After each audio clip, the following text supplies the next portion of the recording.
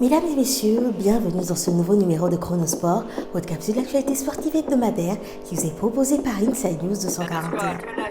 En termes d'actualité sportive, le sujet majeur de cette semaine, c'est bien sûr le retrait de la sélection nationale de Pierre-Emerick Aubameyang.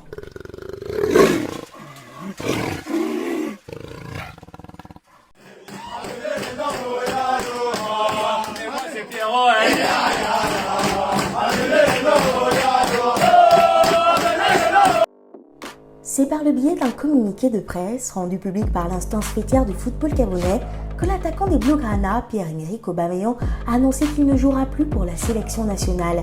L'ex-capitaine des Panthères a fait parvenir un courrier à la Fédération gabonaise de football indiquant, je cite, « Après 13 ans de fierté à représenter mon pays, je vous annonce que je mets un terme à ma carrière internationale. » En effet, c'est le 28 mars 2009 que le fils de l'ex-international gabonais, Aubameyang, intègre l'équipe nationale de football. Il comptabilise à ce jour 72 sélections, 30 buts, dont 6 buts en Coupe d'Afrique des Nations et 10 passes décisives.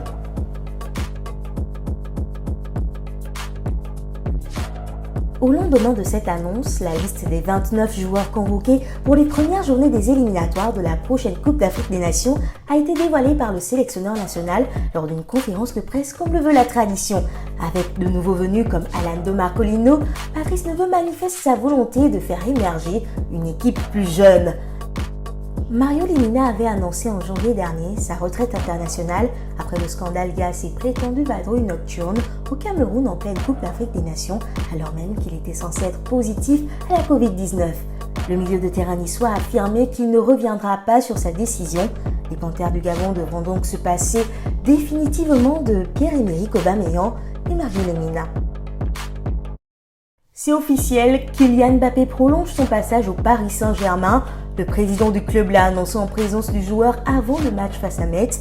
Longtemps pressenti du côté du Real de Madrid, le champion du monde de 23 ans a finalement décidé de rester dans le club de la capitale pour 3 années de plus. Club qui a passé un samedi de folie avec une victoire en finale de Ligue 1 et en prime des hommages bien mérités à l'endroit de Di Maria qui fait ses adieux au PSG.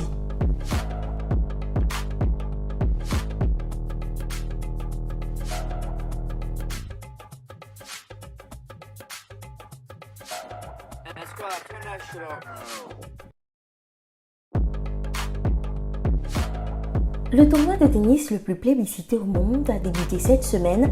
Du 16 mai au 6 juin prochain, le gratin du tennis mondial se retrouvera sur la terre rouge de Roland-Garros. Pour son dernier tour de piste, le Français Jo-Wilfried Tsonga bénéficie d'une invitation pour participer au tournoi parisien où il signera ses adieux au court. Il affrontera le Norvégien Casper Ruud au premier tour.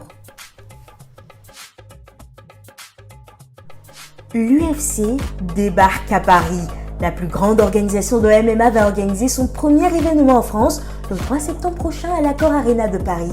Sauf retournement de situation ou blessure, le Français Cyril Gane devrait être en tête d'affiche de l'événement. Les places seront en vente dès le 24 juin.